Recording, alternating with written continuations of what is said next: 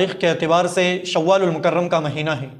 اس مہینے کے بارے میں نبی کریم صلی اللہ علیہ وسلم نے فرمایا، من صام رمضان، کہ جو شخص رمضان کا روزہ رکھے، ثم اتبعہ ستا من الشوال، کہ اس کے بعد شوال کے 6 روزے رکھے، کان کصیام الدہر، گویا کہ اس نے پورے سال روزہ رکھا، اسے پورے سال روزہ رکھنے کا ثواب ملتا ہے۔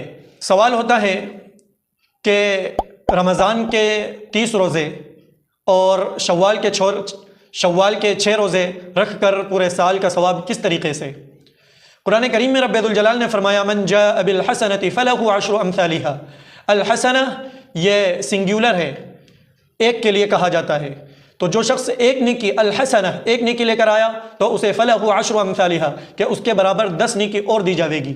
اب 30 رمضان کے روزے اور 6 روزے شوال کے، اب اس کو 10 سے ضرب دے دو، یعنی 10 گنا بڑھا دو تو